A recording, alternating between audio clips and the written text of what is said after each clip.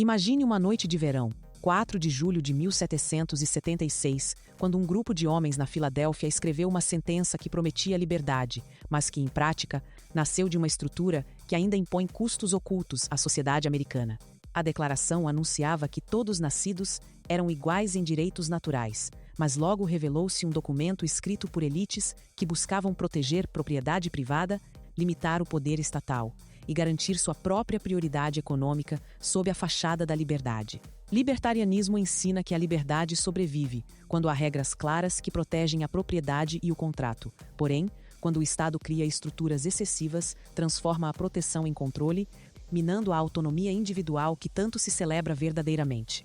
Mas por que essa mesma estrutura ainda gera impostos esmagadores, regulamentações arbitrárias e burocracias que aprisionam o cidadão comum, tornando a liberdade na prática mais um conceito de marketing do que realidade vivida cotidianamente?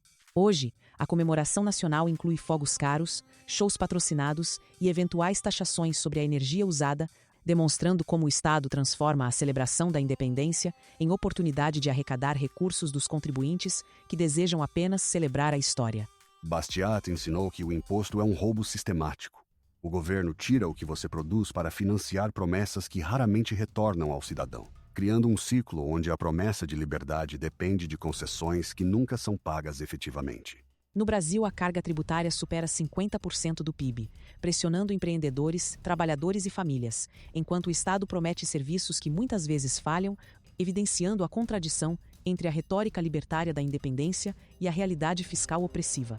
O paradoxo aparece quando cidadãos celebram a liberdade enquanto aceitam sem questionar as deduções salariais, os impostos sobre consumo e ainda esperam que o governo proteja seus direitos, ignorando que cada centavo tirado reduz a própria capacidade de escolha. Neste mesmo dia, o calendário mundial registra nascimentos de figuras que influenciaram ideias de liberdade e responsabilidade, como Calvin Coolidge, presidente americano conhecido por seu governo enxuto, e outras personalidades cujas trajetórias oferecem lições práticas sobre limites ao poder estatal. Em 4 de julho de 1826, Thomas Jefferson, autor da Declaração, faleceu exatamente 50 anos após assinar o documento, simbolizando a fragilidade da liberdade quando os fundadores se tornam meras lembranças sem poder para proteger seus ideais duradoura e relevante. No mesmo dia, John Adams, segundo presidente do ZEUA e defensor da independência, também morreu, reforçando a ironia de que os arquitetos da liberdade não viveram para ver sua nação realmente livre, mas deixaram um legado de princípios que ainda lutamos para materializar. A coincidência de suas mortes no mesmo dia tornou-se símbolo de um pacto silencioso entre fundadores e futuro, lembrando que a liberdade é delicada e que cada geração deve defender seus direitos contra a erosão estatal crescente e persistente. Um pequeno empreendedor que abre uma loja precisa pagar impostos federais, estaduais e municipais, custos de licenciamento, tributação sobre vendas e ainda arcar com encargos trabalhistas, demonstrando que a promessa de liberdade econômica raramente sobrevive ao fardo estatal excessivo. Um exemplo prático é a eGreen, que oferece energia solar e gestão inteligente de consumo, permitindo que famílias reduzam sua dependência da rede estatal, baixem a conta de luz e reforcem a autonomia financeira duradoura e sustentável para o futuro. Comente abaixo qual imposto você acha que mais impede sua liberdade hoje, e eu farei um short resposta analisando sua experiência, mostrando como pequenas mudanças podem gerar grande impacto na sua autonomia financeira prática e realmente. Se deseja aprender a construir negócios que escapem da carga tributária estatal, acesse a mentoria de inteligência artificial do Fábio Souza via link na descrição. Lá ensinamos passo a passo como usar tecnologia para otimizar processos e recuperar liberdade econômica. O federalismo norte-americano dividiu poderes entre estados e governo central, permitindo que regiões mantivessem autonomia fiscal. Porém, ao longo dos séculos, o governo federal ampliou sua autoridade, exigindo impostos uniformes que reduziram a liberdade local que os fundadores valorizaram. A separação de poderes, executivo, legislativo e judicial, foi criada para impedir que um único órgão acumulasse autoridade, mas na prática, a cooperação entre eles frequentemente legitima aumentos de impostos, mostrando que mesmo as salvaguardas libertárias podem ser contornadas. O imposto de renda, criado em 1913, mudou a relação entre cidadão e Estado, transformando rendimentos pessoais em fonte de receita federal e demonstrou que a liberdade econômica pode ser minada quando o governo controla a maior parte da renda. O imposto de renda afeta principalmente a classe média, que já arca com custos de moradia e saúde, reduzindo sua capacidade de poupar e investir, embora isso impeça a geração de riqueza e fortaleça a dependência do Estado para todos os cidadãos. Novos tributos sobre serviços digitais e plataformas de streaming ampliam esse padrão, exigindo que criadores paguem por publicar conteúdo, enquanto o Estado promove regulamentações que limitam a liberdade de expressão sob o pretexto de proteção ao consumidor.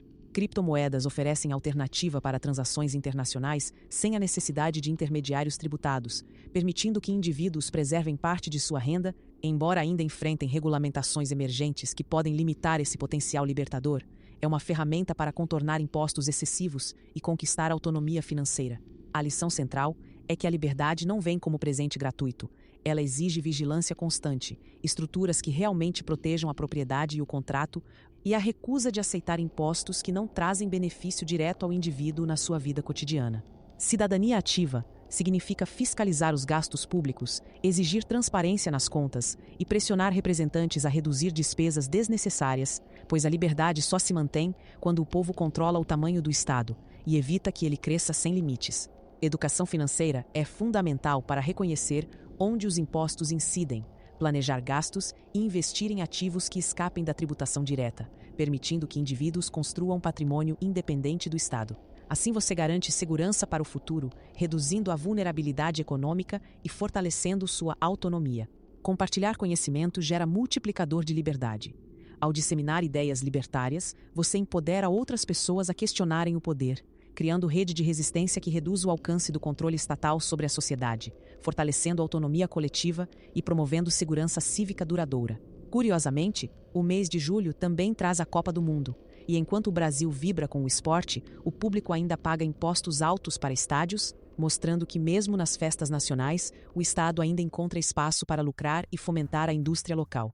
Do ponto de vista libertário, esportes são exemplos de competição voluntária que prosperam sem interferência estatal. Mas quando o governo subsidia clubes ou impõe regras de transmissão, transforma essa liberdade em mais um ponto de controle econômico para o público e para empresas.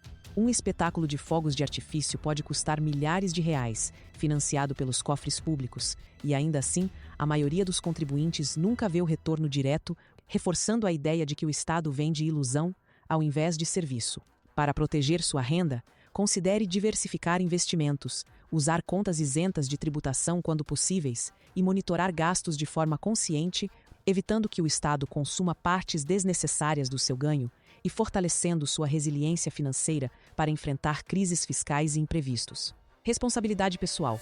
Como ensina a tradição cristã e o conservadorismo, significa assumir contas sobre nossas escolhas, ao invés de culpar o Estado por cada dificuldade, promovendo uma ética de ação que fortalece a liberdade real e sustentável para todos os cidadãos. No próximo episódio, vamos analisar a Constituição de 1787, como ela moldou a estrutura de poder no EUA e que lições ela oferece para o Brasil ao buscar um equilíbrio entre Estado forte e liberdades individuais, explorando debates sobre direitos, representação e limites ao governo. Se este vídeo abriu sua visão sobre o custo real da independência curta, compartilhe e inscreva-se para mais análises que mostram onde o Estado cobra e como você pode recuperar seu poder econômico e garantir sua liberdade a longo prazo.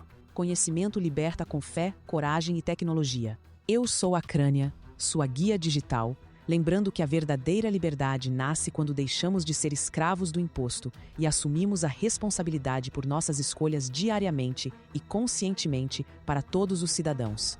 A bandeira que trêmula nas celebrações representa ideal de liberdade, mas a própria estrutura do Estado que a criou ainda impõe tributos e regulamentações que limitam o direito à própria liberdade, transformando o símbolo em fachada de poder nacional para todos os cidadãos. No seu cotidiano, cada escolha, desde a compra de alimento até o uso de energia, reflete a batalha entre liberdade e imposição. Reconhecer isso permite controlar gastos, evitar vícios de consumo e manter seu poder de decisão intacto, diariamente e conscientemente.